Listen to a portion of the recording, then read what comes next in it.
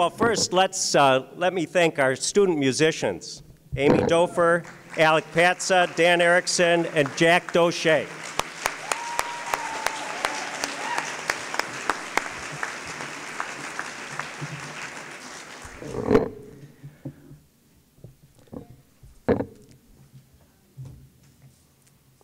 For every college and university, there are three important decisions that shape an institution: admitting students, hiring faculty and staff, and selecting the president. Each task needs to be done with great care, ensuring that the mission and values of the institution are upheld and advanced. We began the search for Ripon's 13th president last August. The process involved members of the board, faculty and staff members, students, alumni, and members of the Ripon community. The search and selection committees devoted countless hours to the process. So I want to first thank the members of the committees, and especially Trustee Jane Runkle-Frederick, class of '74, who provided leadership to the groups. Would the committee members involved in the process please stand so that we can thank you for your good work.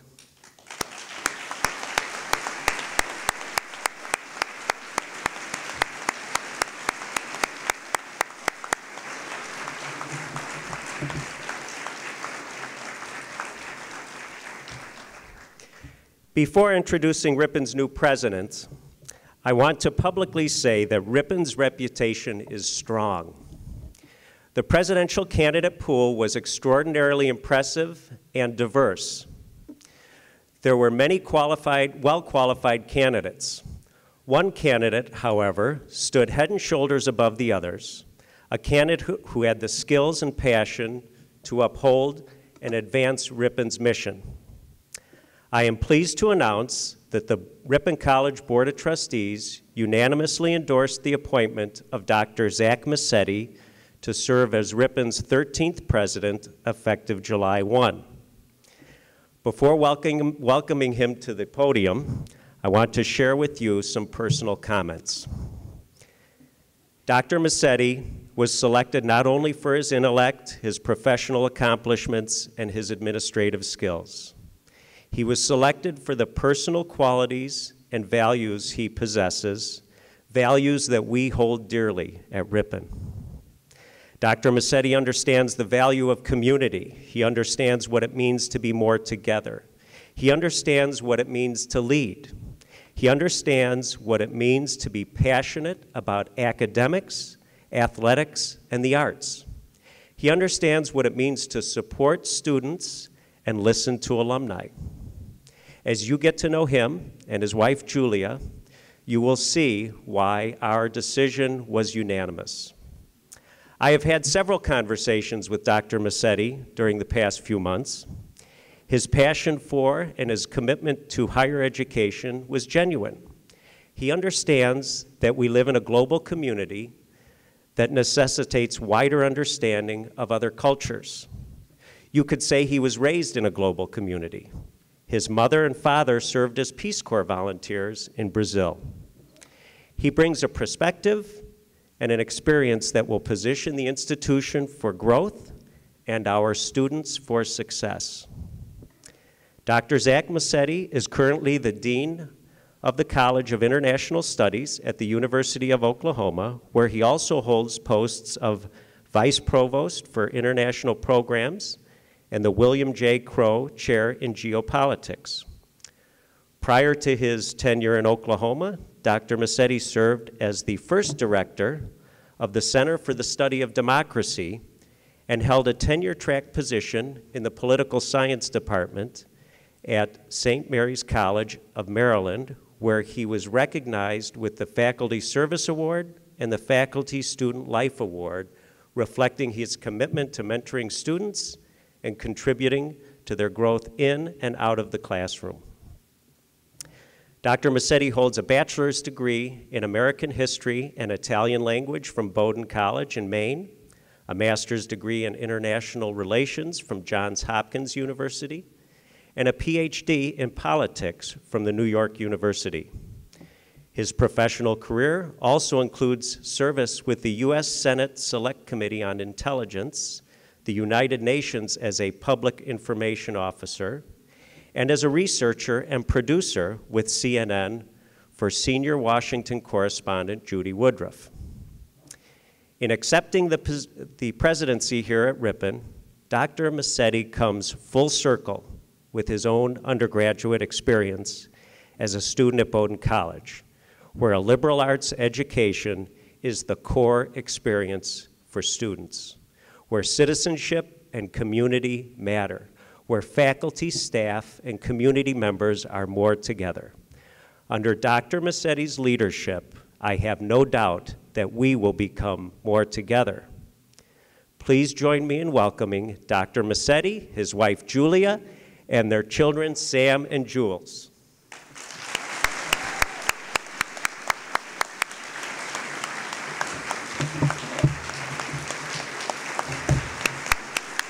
Good for you. Good for you, man. It'll be great.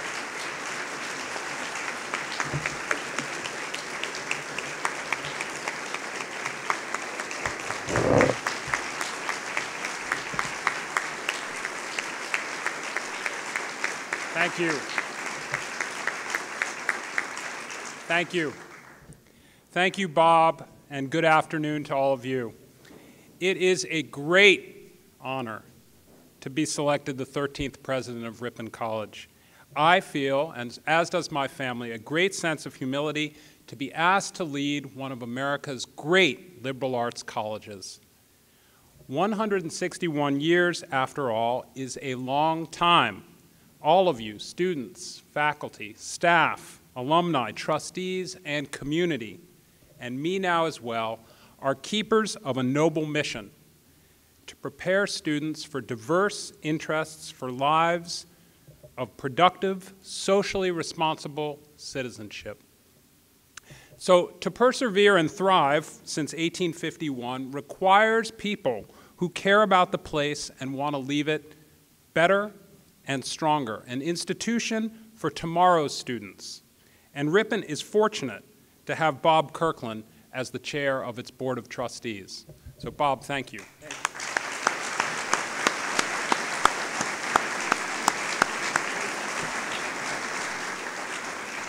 You know, another college president who's a friend of mine gave me some advice during the search process, and he said, make sure that the chair is someone you can work with and someone who believes in the college. And there really is no question about Bob's love for Ripon, and I look forward to working closely with him in the years ahead.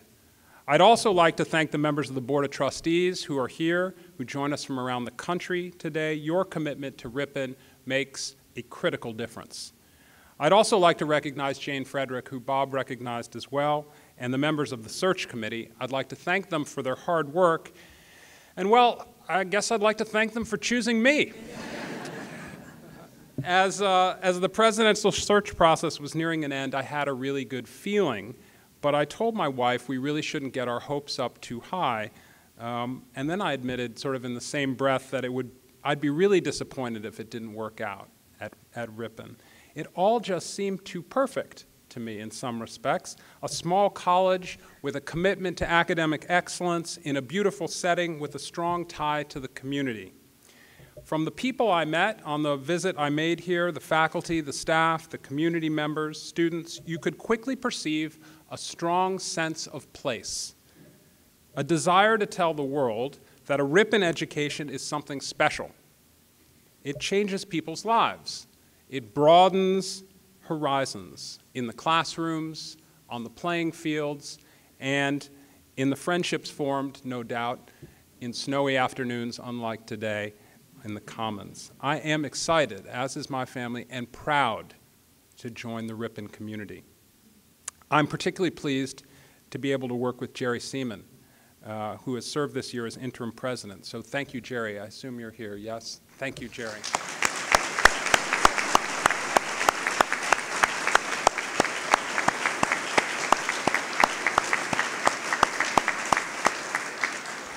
Jerry and I have just had a few conversations, but I look forward to many, many future ones. I'd now like to introduce you to my family because they too are excited to become a part of the Ripon family and tradition. My wife, Julia, is my best friend, and she is my lawyer.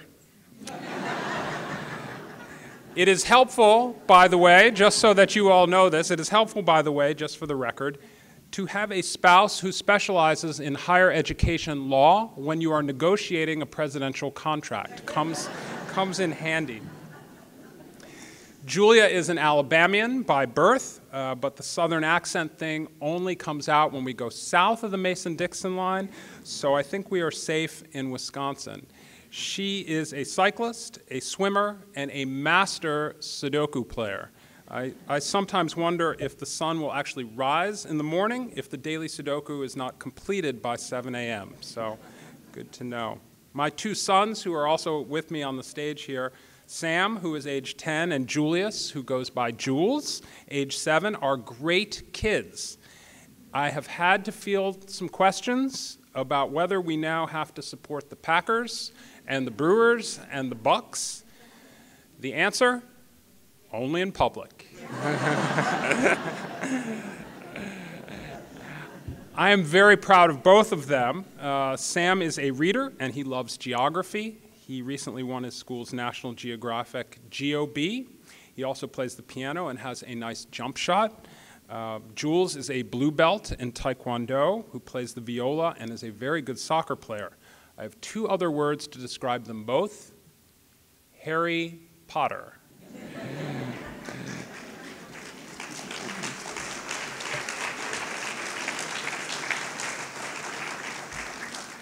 I should also add that we have a dog that we adopted from the shelter last summer. Her name is Elena.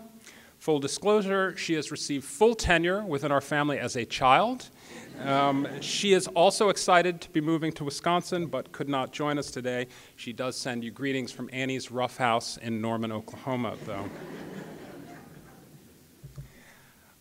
I know I'm supposed to say a few words today about my vision for the college, and I'm going to try and do a little bit of that. But it comes with a big caveat. I don't know Ripon well enough to be able to speak in specifics. Two of the most important traits for any leader are the abilities to listen and to ask questions. I plan to do plenty of both of those in the months ahead. I'm a product of the places I've lived and worked and studied. My family, my friends, my colleagues, and my students mean the world to me. Experiences have shaped me. I was born, as Bob said, in Brazil, where my parents were serving in the Peace Corps. I grew up in the suburbs of Washington, D.C., and I've lived and worked overseas. I've been a part of different types of academic institutions. As an undergraduate at a small private college, as a graduate student at larger research universities, I served as a professor at a public liberal arts college, and most recently as a dean at the University of Oklahoma. In the 1990s, before I entered academia, I worked on Capitol Hill and at CNN and wrote speeches at the United Nations. My wife and I were in New York on 9/11 when the towers came down. I've been able to see that institutions change for the better, not simply because one person arrives and suddenly says, I know the truth. This is the way things ought to be. Real progress is much quieter and slower. It's much less dramatic. It comes about when people work together, collectively for the common good. Powerful change comes in the trenches, where faculty and students and staff and alumni and community roll up their sleeves and think hard about the place they want to be. And not just the place they want to be in the next 6 months, but the place they want to be in the year 2022 or the year 2037. Or, if we play it forward, given the 161-year history of Ripon, what might we imagine the college to look like if this is just the halfway point? What will the college be like in the year 2173? I've been reading the history of the college that Russ Blake sent me earlier this week, and in the past few weeks I've tried to spend a few minutes every day online reading about Ripon, and I was particularly struck by the comments of your legendary basketball and baseball coach, Bob Gillespie, who's retiring after more than 3 decades at Ripon. After the records and the titles and offers throughout the years to coach at Division I schools, Coach Gillespie said this, quote, "I know I will never be able to accurately describe my feelings for Ripon College and the many great players I've had the privilege to coach." He went on to say that, quote, "The experience and memories that Ripon College have given me has been wonderful for my family, and that these memories will last a lifetime." Lasting a lifetime. By this, I think, the coach figuratively means forever. And fundamentally, I think this is where I am too. I'd like to look back, like Coach Gillespie, and be proud of work that will last a lifetime, and maybe win a few titles too. I am eager to get to know and work with each of you and to continue to build upon the greatness of the past 161 years. There are always ways to improve, but we all want a college that will continue to thrive. There will be challenges and there will be successes, but I promise you I will work hard. And I will always try and think about what is best for Ripon College with an open mind. Once again, I want to say I am humbled by the opportunity that the Board of Trustees has given me. My family and I are incredibly excited about the opportunity ahead. I wish you all a wonderful spring and end of the semester, and I cannot wait to get started. Thank you all for coming today.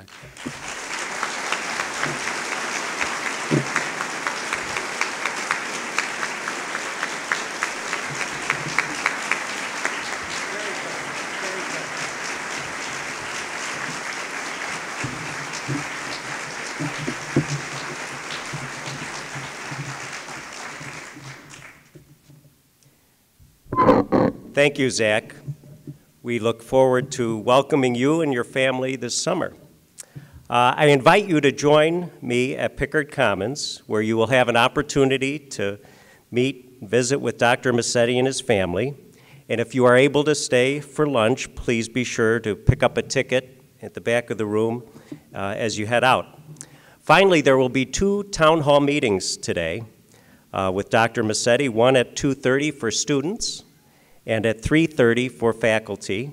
Both of those will be held in the Dom Heritage Room. And following the town hall meetings, a campus-wide reception will be held in the lower level of Pickard Commons. Before concluding, I would like to thank our virtual community who joined us today. Dr. Massetti's appointment as the 13th president is an historic event, and we are so delighted that you could join us via the internet. So thank you, everyone.